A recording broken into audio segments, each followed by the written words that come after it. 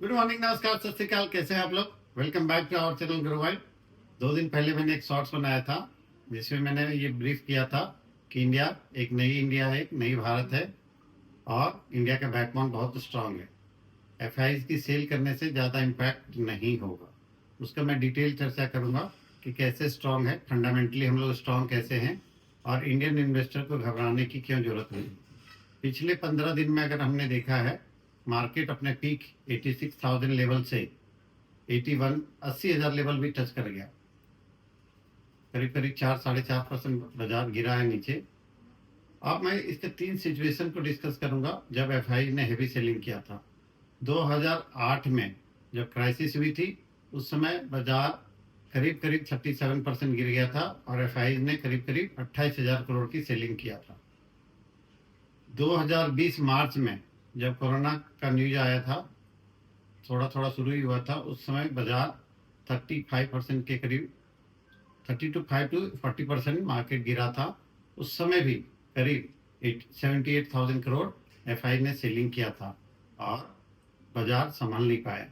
Domestic investor ने काफ़ी कोशिश किया था कि साइमल्टेनियसली बाय करते जाएं, बट बाजार फिर भी गिरता जा रहा था। 2020 से 2024 में बहुत चेंजेस है। 2020 में इसलिए बाजार उतनी गिर गई थी, चाहे वो एफआई को लग रहा था कि भारत एक कमजोर देश है, इस कोरोना के बाद संभल नहीं पाएगा। जो फॉरेन रिजर्व है 400 करोड़ उसमें था, 400 यूएस बिलियन डॉलर, उससे रिड्यूस होके वो शायद नेगेटिव में ना चला जाए। लेकिन वहां से भारत ने एक नई गाथा, नई स्टोरी गाया है जो अभी पिछले दिनों हमने देखा 700 यूएस बिलियन डॉलर क्रॉस कर गया और साथ में हम लोग का फंडामेंटली जितने भी डेटा है बहुत स्ट्रांग हो गया। पिछले 15 दिन से एफआई की सेलिंग देखें तो कंटिन्यूस सेल करता आ रहा है और करीब करीब 80,000 करोड़ की सेलिंग हुई। ये सेल क्यों कर रहे हैं? इसका 2 प्रमुख वजह है। इंडिया एज ए स्टॉक उनको ओवर वैल्यूड लग रही है, डेफिनेटली ओवर वैल्यूड है। और साथ में 2 बड़ी बड़ी पैकेज चाइना ने जो दिया, स्टिमुलस पैकेज वहाँ की इकोनॉमी के लिए, तो वहाँ एक जबरदस्त उछाल देखा गया था पीछे। तो ये एफआई यहाँ सेल करके इंडिया में और चाइना में इन्वेस्ट किए। लेकिन हमें घबराने की जरूरत इसलिए नहीं है कि पिछले 2020 और अभी में बहुत अंतर है इंडिया में। अभी हम सिर्फ 4.5% गिरे, जबकि हम लोग का रिटेल पार्टिसिपेशन करीब करीब जो एसआईपी की है 25,000 करोड़ पर मंथ की है। डोमेस्टिक जो डीआईज है उन्होंने भी काफ़ी हैवी मात्रा में बाई किया है। अब फंडामेंटली मैं क्यों स्ट्रांग बोल रहा हूँ इंडियन कॉर्पोरेट्स को, उनकी डेट की जो रेशियो, डेट की रेशियो कम हो गई है काफ़ी ज़्यादा और इंडिया की डेट टू जीडीपी रेशियो सबसे अच्छा है वर्ल्ड में। वहीं चाइना की अगर देखते हैं डेट टू जीडीपी रेशियो तो 300 से भी ऊपर है, वो अलार्मिंग सिचुएशन पे है। वहां पे लॉन्ग टर्म ग्रोथ एक्सपेक्ट करना बेकार है। ये एफआईज क्या करते हैं कि कभी इंडिया में, कभी बांग्लादेश में, कभी मलेशिया में, कभी चाइना में, कभी लंदन में, इधर उधर घूमते रहते हैं जहां उनको अपॉर्चुनिटी मिलता है।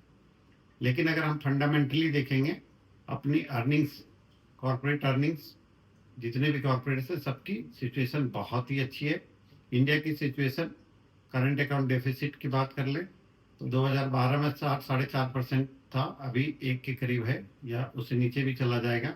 इंडिया पहले 9वीं 10वीं रैंक पे हुआ करता था, अभी 5वीं रैंक पे आ गया है और बहुत जल्दी हम 3री रैंक पे पहुंच जाएंगे। अगर फिजिकल डेफिसिट की बात करते हैं तो इंडिया बोरोइंग बहुत अब कम कर रहा है और वेल मैनेज सिस्टम है। इंडिया की जो बैंकिंग सिस्टम है बहुत ही स्ट्रांग है, नेटवर्क या कंट्रोल या मैनेजमेंट बहुत ही अच्छा है। अगर इंडिया का इन्फ्लेशन देखा जाए तो वेल मैनेज है। अभी जैसे यूएस में पीछे 50 पैसे की रेट कट हुई, फिर भी हम लोग का आरबीआई गवर्नर ने अभी या आने वाले टाइम में दिसंबर में शायद ही ना करे। हाँ, नेक्स्ट ईयर की जो स्टार्टिंग में होगा मार्च में शायद उस पर कर दे और करना ही पड़ेगा, उसमें हम लोग की इन्फ्लेशन थोड़ी सी बेहतर सिचुएशन में होगी। जैसे मैं पहले बता चुका हूँ, debt to GDP ratio India का सबसे अच्छा है वर्ल्ड में। अब मैन्युफैक्चरिंग जो इंडिया में मेक इन इंडिया कॉन्सेप्ट है वो बहुत ही अच्छा हो रहा है। तो ओवरऑल शॉर्ट टर्म में अगर आपको डर लग रहा है तो इक्विटी मार्केट, स्टॉक मार्केट से थोड़े टाइम के लिए आप अवॉइड कर सकते हैं। अगेन मैं बात करूंगा एसेट एलोकेशन की, कि आप अभी 65 to 70% इक्विटी में रखें, रेस्ट आप gold, silver, debt, other asset class में रखें। तो इस पे भी अगर आप स्मॉल एंड मिड कैप में प्रॉफिट अच्छा बन ही रहा होगा तो आप थोड़ी थोड़ी प्रॉफिट बुक कर सकते हैं। और large cap particularly pharma, IT और मेटल्स की ओर मूव कर सकते हैं। तो अगर आपको यहाँ पे थोड़ी सी और जानकारी चाहिए अपने मॉडल पोर्टफोलियो के बारे में तो आप हमें मेल या कॉल कर सकते हैं। कोई भी, चाहे एसआईपी करनी हो या हेल्थ, कोई भी प्रोडक्ट लेना हो, हम लोग सारे प्रोडक्ट की सर्विस प्रोवाइड करते हैं, चाहे म्यूचुअल फंड हो, स्टॉक मार्केट हो, या फिर हेल्थ इंश्योरेंस हो, फिक्स डिपॉजिट हो, कैपिटल गेन बॉन्ड हो, लाइफ इंश्योरेंस हो या एनपीएस हो।